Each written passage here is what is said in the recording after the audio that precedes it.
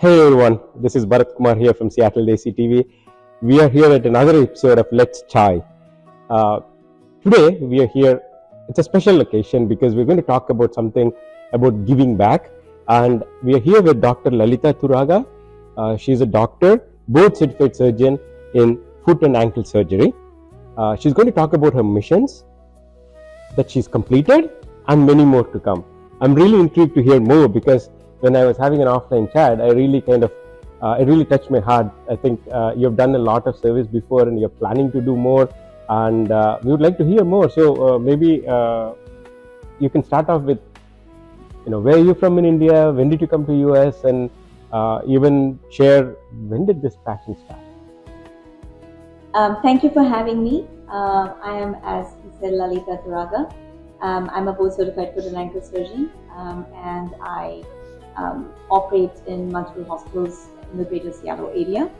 I have always wanted to help people, and medicine was the direct and the most concentrated way I found to be able to help people in need. Once I became a surgeon, I decided to give back and help people with limb deformities walk again, and that's how my journey started. Oh wow! So were you having this notion of being a surgeon from a childhood? Yes, I wanted to do something in medicine, but I wanted to do surgery from the get-go because I felt that will have a direct impact on the suffering of the patient. So I wanted to do this from the get-go, okay. And here I am by God's grace. Okay. Yeah, I think that one of the things is I've heard about so many specialities and everybody is special in something, but you are going to operate on I actually want to get this right because you are going to operate on people with deformities in India. Right. And you actually have done some missions back to India and planning more. So maybe if you could share more about that would be. So honestly, there are many stories that I can share, but there is one that is very close to my heart. When I first went to do this mission trip, it was in Calcutta, and there was a girl who walked approximately 400 miles, which is 600 kilometers, from one state to another, just so that she can get her surgery done. She was an orphan, and she walked all the way, and she had a deformity because of leprosy. She couldn't walk.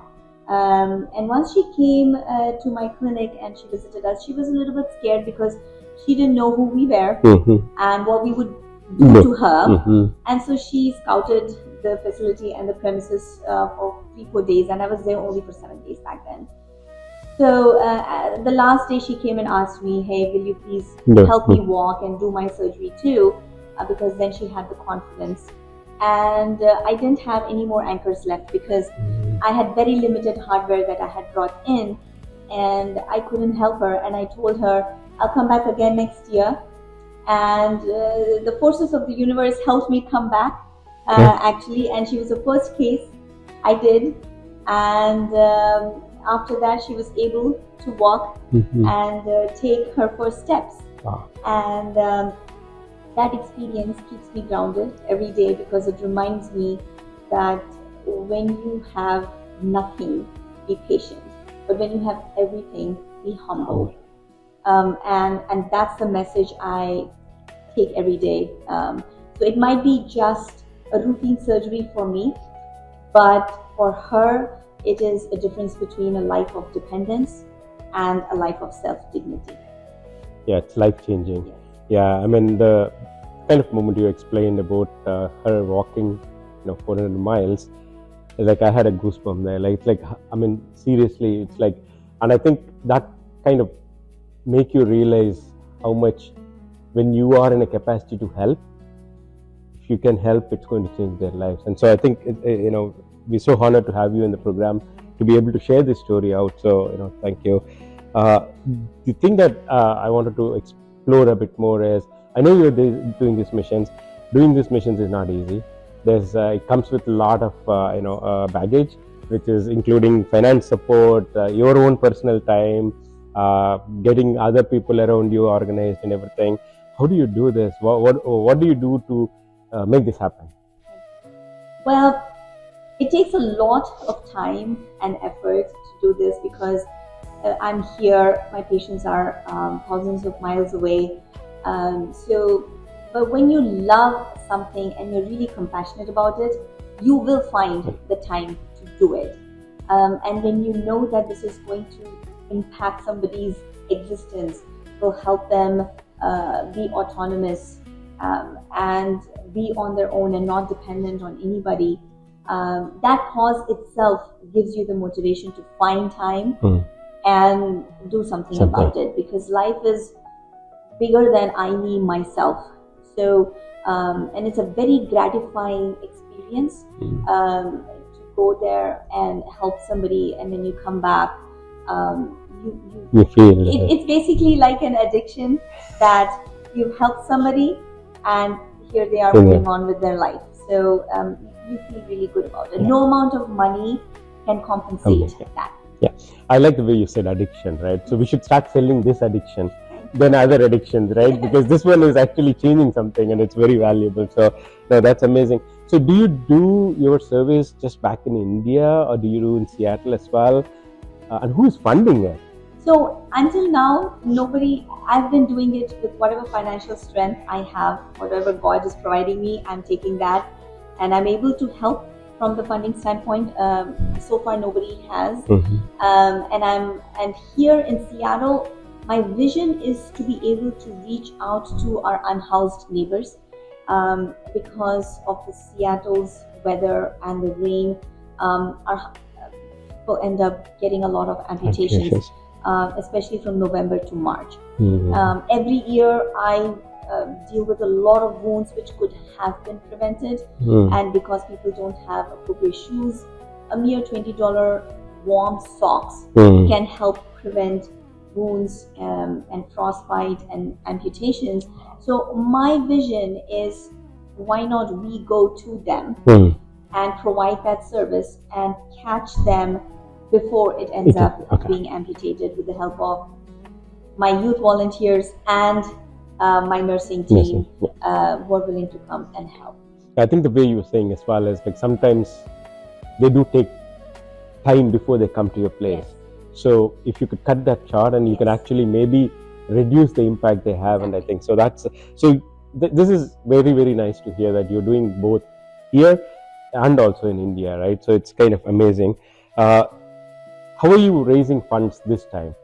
So this time, my idea was to do it by bringing music, because music can do a lot more than just a mere fundraising event can do, because music brings people together. And this year, we are very fortunate to be joined by Mr. Chitravina Ravikiran, who is a child prodigy. He is a very, very renowned slide instrumentalist. In India, we call it the Veena. And he's our soloist and the director for this event.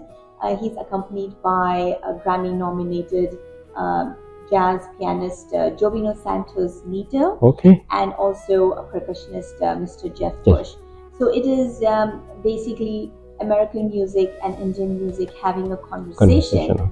And everybody can come and spend the evening with us, knowing that your evening is going to help somebody take their first steps.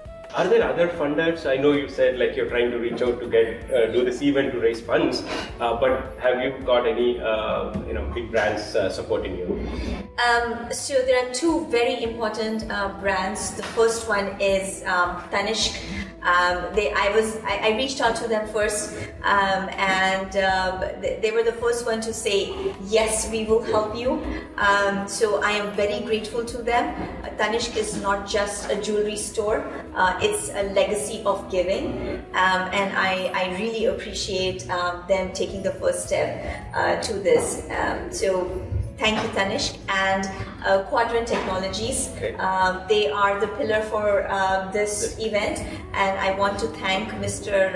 Ram Paluri. He's helping me a great deal with multiple things because time is very limited for me. Taking calls, working in the hospital, there's a lot of IT and publicity and a lot of things that need to come into picture. So they are the pillars for this. So thank you, Quadrant Technologies and Tanishq. Yeah, no, I think that's amazing. I think music. You're also entertaining people at the same time. It all sounds great, right? But there could be some people who say, "Hey, I like music. I want to be there, but maybe I'm not able to make it. But I still like what you're doing." What would you like to share to those audiences? Even if you're not able to make it, you can buy a ticket and sponsor your neighbor.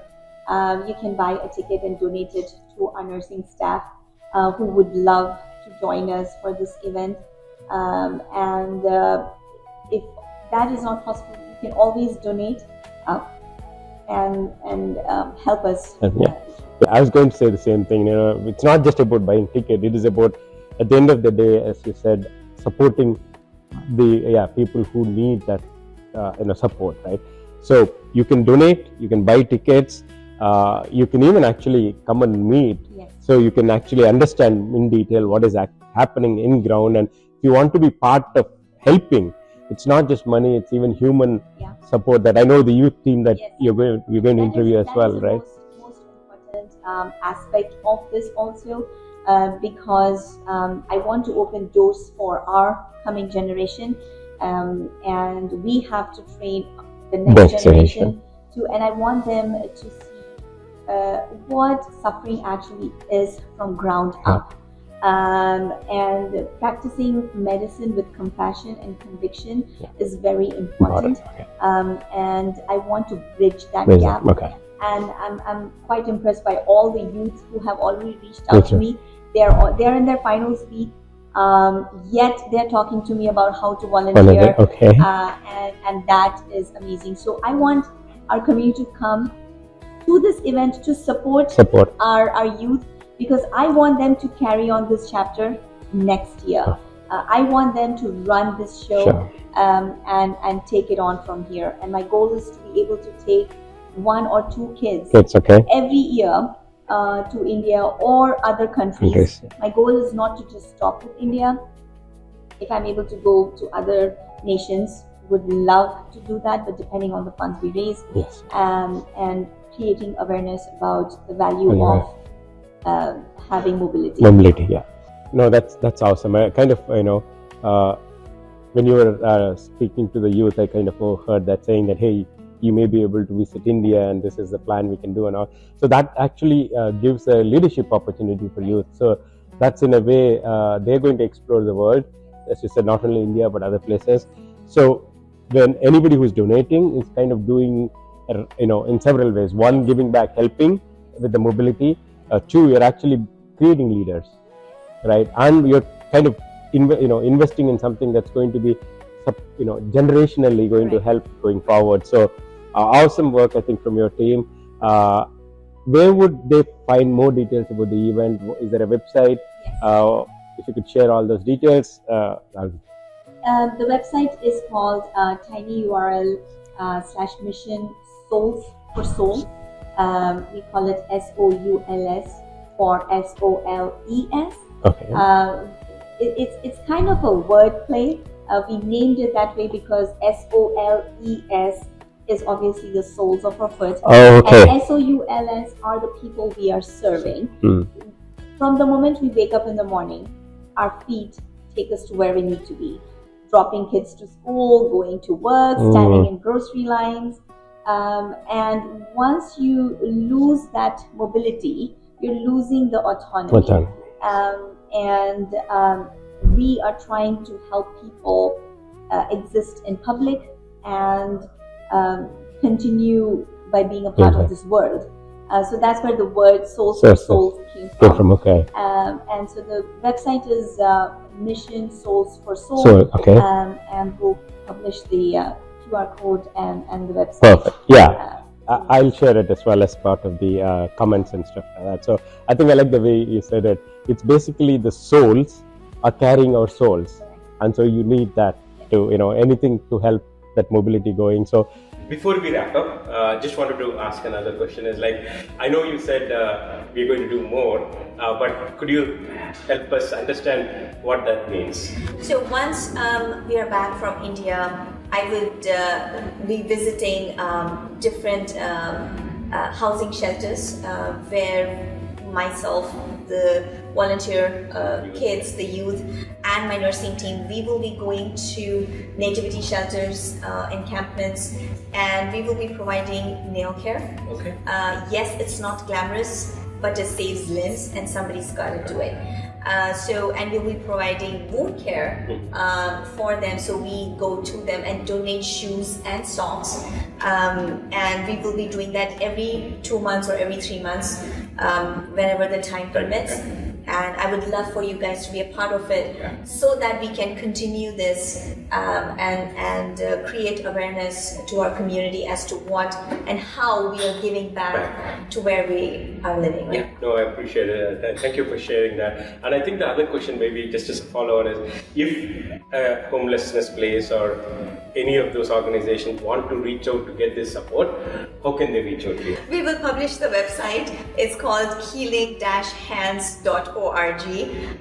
People can email us or go to Mission Souls for Souls, and they can reach out through that. Cool. Yeah. Thank you. That's very nice to hear. And also, we would like to thank Tanish from our side, from Seattle Desi TV. This interview of Let's Chai episode is actually being recorded in Spanish. Thank you. So thank you to Tanish for the giving, plus also supporting us as not only giving this venue, but they're also our supporters from Seattle Desi TV. So thank you. Thank you. Here we are with another youth who has been supporting this initiative. So let's hear from her. You can introduce your name and then maybe share how long you've been participating in this initiative and what you've learned from this and what is your experience. My name is Annika Rayapolu. I'm a sophomore at Redmond High School, and I've been working with Dr. Turaga for about 2 years now, since the start of my freshman year of high school. And this whole experience has been very, very vital to my understanding of healthcare and medicine. The first time that I ever went to an adult family home was a very memorable experience for me. I think seeing a very versatile type patients, seeing patients with dementia and lower extremity conditions, and just seeing a vast variety of patients with other underlying conditions as well, made me realize how not all the time the patients in the clinic are not the only types of patients there are, and also the conditions of people in the adult family homes, and then how their underlying conditions like dementia and Alzheimer's also affect their chronic mobility issues.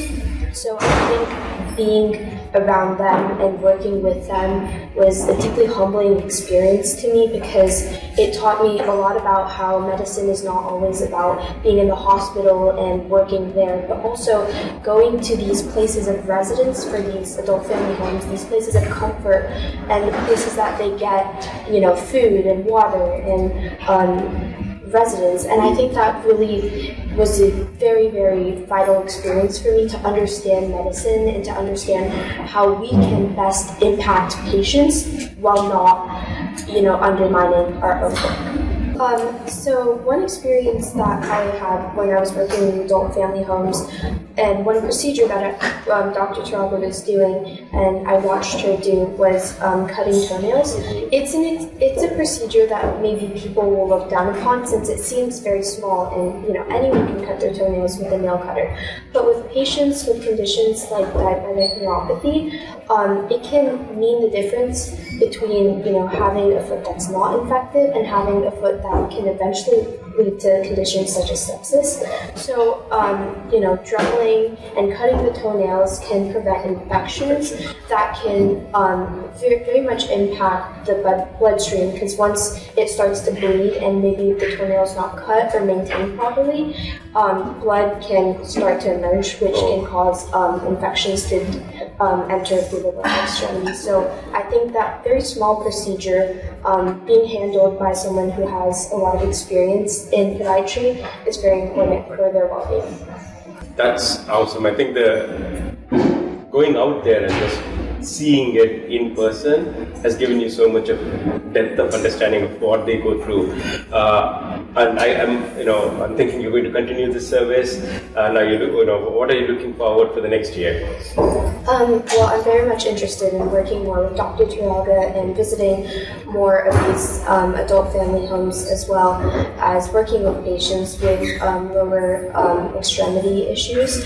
I'm looking forward to being able to hopefully have the opportunity to also volunteer in the international mission trips, and then also seeing a vast variety of patients there, and then seeing how different conditions and their own workplace and environment impacts them, and then also learning about those environments, and then how different types of medical care and assistance can impact their lives and enhance their own well-being. And I would really like to volunteer for an event like this, because I think it is more about serving the people who actually need it and enhancing the patient well-being, instead of just doing something that would only impact me and provide a good experience for me. I would like to do something that actually addresses the needs of people who actually need medical care, and those are very, very life-altering conditions, and they can, as Dr. Turaga said, mean the difference between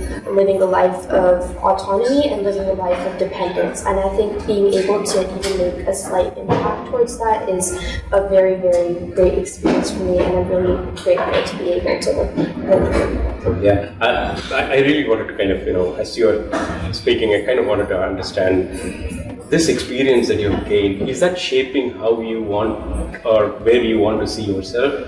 Yeah, I think this experience has taught me a lot about how medicine is not only about doing the things that impact you, but really looking at what can impact the patients. And I think going to adult family homes really altered my perception of what healing people and actually serving people can look like. Because Dr.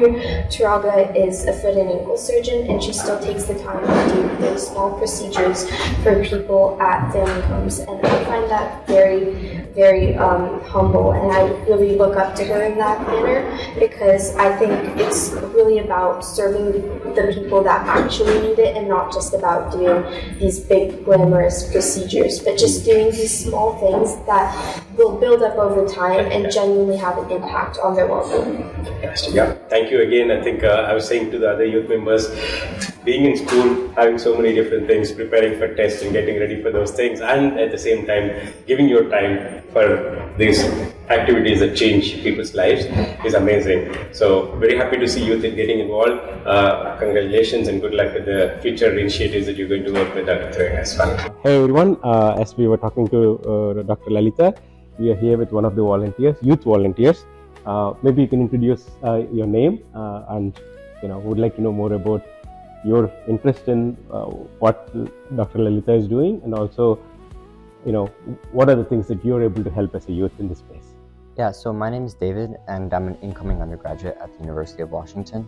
And one of my dreams is to eventually become a surgeon, more specifically orthopedic, kind of like Dr. Turaga. And I like the idea of learning about how we can give back, especially to people who are not as fortunate as ourselves. And that's why I wanted to join the initiative. One of the things about me is, like, I recently had hip surgery, and I was unable to walk for a few months. And I can't imagine having to live like that for the rest of your life, while also dealing with a lot of the issues that come with poverty, a lot of the struggles. And so I'm glad to give back any way I can, whether it's outreaching for fundraising or rebuilding the website. And it's an amazing cause, the way we're able to help all these different people. Good. Is this the first year that you're participating in this? Yeah, this is my first year. Looks like you would be wanting to participate going forward as well. Yeah, for sure. Cool. Yeah. So yeah, thank you for taking time. I know it's being youth, your schoolwork, everything is taking over, but still giving that time and giving back is very important. And the thing that youth these days are really giving that extra time. So thank you for doing that. Really appreciate you being here today. Yeah, of course. Share your Thank you so much. Yeah. Would you like to share something for the audience as well? Yeah, please come to Souls for Souls, July 19th from 2 to 4 p.m. at Maidenbower. Your proceeds will help somebody walk. Thank you. So we're here with another volunteer who's part of this event as well. Let's hear directly from him. You can introduce your name, what's your interest in this space, and how you got involved. Hi, my name is Johan Tenna. I'm a sophomore at Sparsh High School, incoming junior. I heard from a friend and online. I had reached out to the organization, and I was really intrigued, and the importance of this event really came to me. I was like, during the summer, I want to put my time towards something that's important to me, something where it impacts many people in a different way. Because although I'm a teenager, my impacts are only small. But I've learned over the years that small impacts like these, they can shape many communities, big people, big amount of people. And I think overall, just volunteering and putting myself out there in the community that's done so much for me is so important for me and today for everyone. It should be for every youth also. So I know one of other friends of yours was kind of saying he would like to go into the doctor space and being a surgeon. Is that the same for you? Me too. I want to be a Mohs surgeon, so that's like skin cancer. Oh, okay. She was saying that she wants to convince me to be another surgeon, but I don't know. We'll see. We'll see. I'm open.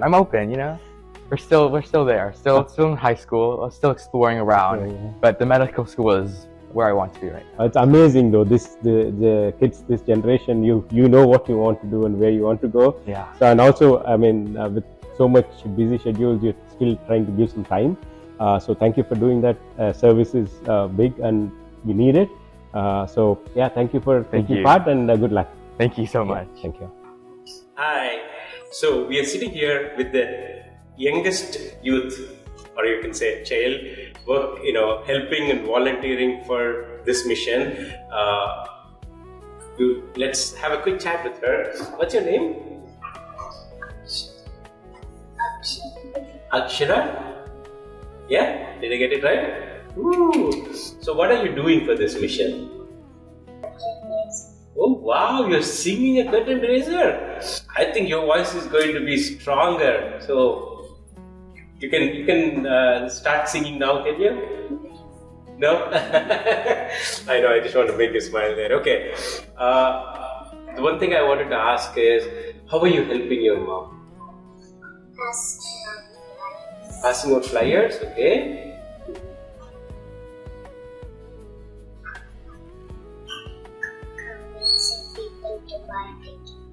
Convincing people to buy tickets. How old are you? 7. Guys, come on. She need not convince. Just saying that is enough, right? That was so cute. So why do you think you want people to buy tickets?